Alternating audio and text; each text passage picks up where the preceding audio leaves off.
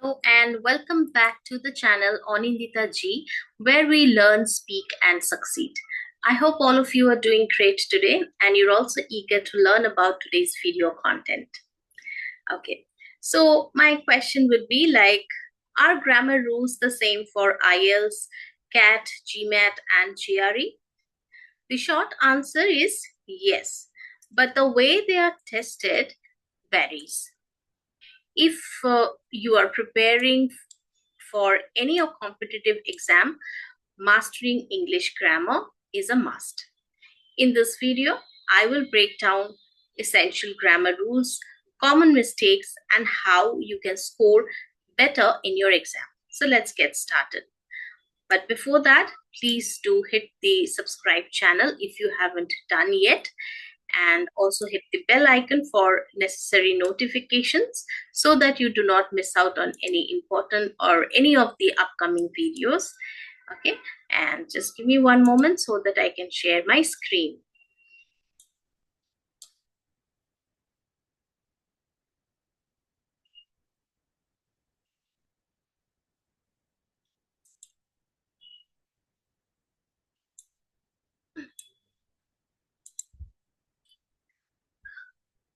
So I started with the question if grammar rules are same for all the exams.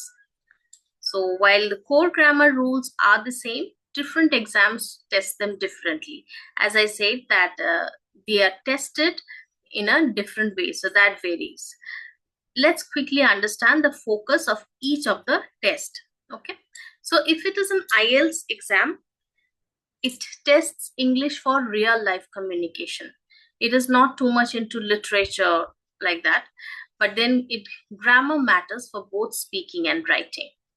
Okay, so it is testing your English vocabulary, or how well you can speak, how fluently you can speak, or how quickly you can think and write in a real life communication. When it is for CAT, it tests your verbal ability and comprehension. So more focus on the sentence correction and logical flow. Then if it is a GMAT and GRE, then it tests analytical writing and sentence correction. So these exams focus on clarity, conciseness, and parallelism.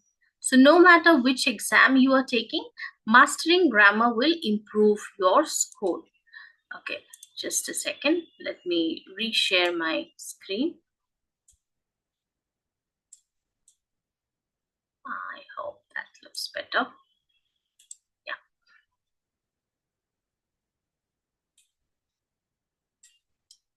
So now let us consider some of the errors that are commonly found. So one of the most common grammar mistakes is incorrect subject-verb agreement. So we'll take some examples. So errors or common mistakes in grammar.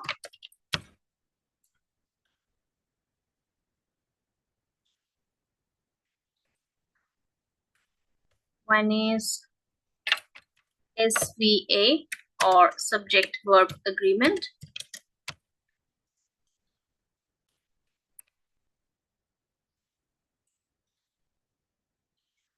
So what happens?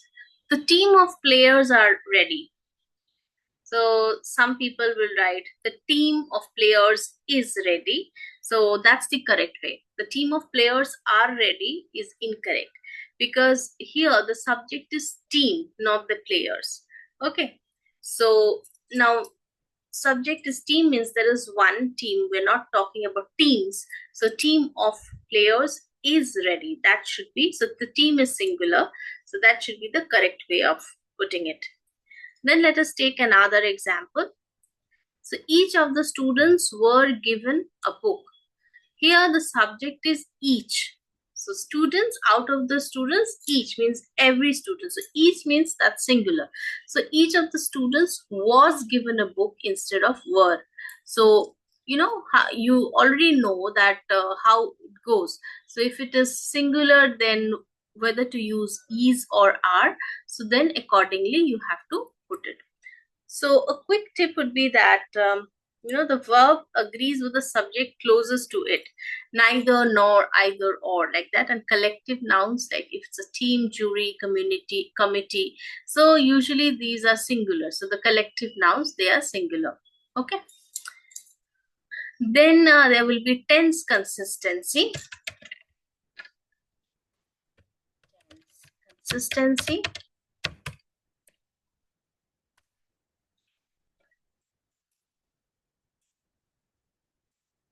So tense means the past tense, present tense, future tense. So there will be one action word with the time reference. So many students actually lose marks because of tense errors. So keep your tenses consistent. For example, let's take an example sentence. She was cooking when he comes home. So see, here we are giving what she was doing in the past, and the other person comes home, so that is given in present tense. Now that is inconsistent. So we should be putting in this way: she was cooking when he came home. Okay. So again, the company improved its sales last year and increases revenue this year. It could be put in a better way. The company improved its sales last year and increased revenue this year. Even though we are talking for this year, which is in present, but this is in recent past from where we are given this data that it has increased. So instead of increases, it will be it has increased revenue this year. So keep the verbs in same tense unless a time shift is needed. So be aware or be very careful about the time frame that we are talking about. Okay. Then there will be errors of, okay, we have talked about tense inconsistency. Then there could be errors of, articles and prepositions. So IELTS and GMAT and GRE, they often test articles a and the. So let me put that here. Articles, then prepositions. These are some of the areas where people will be very, these are actually silly mistakes, but then you lose out on huge amount, huge numbers here. So where do we use a or an? Okay. She bought an university book. No, it should be she bought a university book. University starts with the year sound. So a is used. So you all know where to use an. So an is to be used before a vowel or a vowel sounding word, or any word that starts with a vowel in spelling or vowel sounding words, right? But here, even though university, it starts with U, it doesn't actually start with a vowel sounding word. University, it is a year. That's why you have to write she bought a university book. Okay. Or maybe you can say she eats an apple. That's simple. But some people write she eats a apple. So that's silly mistake. Then an hour, I waited for an hour, even though the spelling starts with H-O-U-R and H is silent here. We start with a vowel sounding word R, so it should be an. You will have to prefix an before the R. Okay. Then let's take consider a preposition error. He is married with Sarah. We can say he is married to Sarah. Okay. So in some of the later videos, I will discuss about the rules of prepositions. But right now know that you need to work on the application of prepositions and articles to be adept at the grammar applications, which is pretty important in case of all these competitive exams. Then there will be errors of parallelisms. Okay, let me put it down here. And modifiers.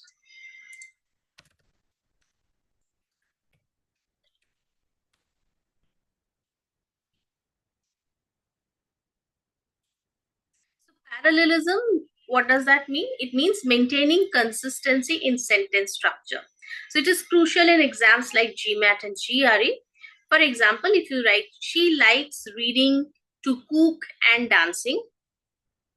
See, when I'm giving all the other words with ing, the gerund ing, then you need to maintain all the verbs or the action words in the same manner. So she likes reading, cooking, and dancing will be better or will be more correct here. So that's one is parallelism. And so let's take another example of a modifier. Running down the street, the book fell from my hands. So here you can say, I mean, these two sentences, they do not look consistent. So you have to modify with the word with prefixing as. As I was running down the street, comma, the book fell from my hands. Okay, so these are some examples of modifiers. Then there could be errors of active and passive voice applications.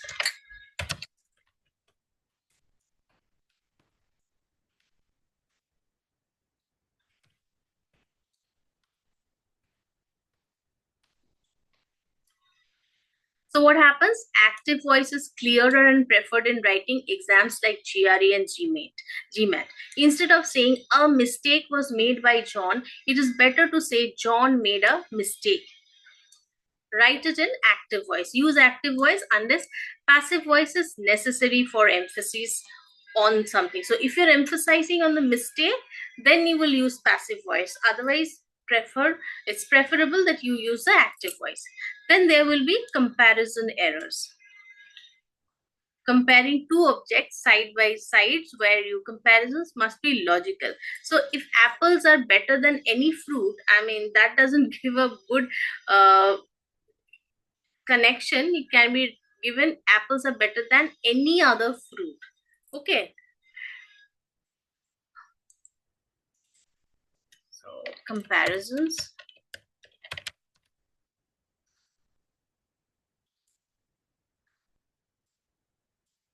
Comparison rules. Let me see if I have given all of them, all the errors. Yeah.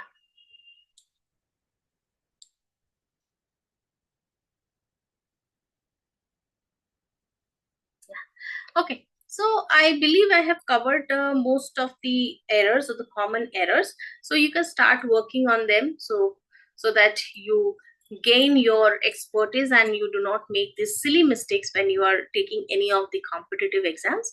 And also you can write down in the comment section which grammar rule do you struggle with the most, and if you want any further video on improving some of them, so I'll try to help you with that. And also, if you have found today's video helpful, do not forget to like, share, and subscribe. I will see you in the next video. Till then, stay well and take care. Bye bye.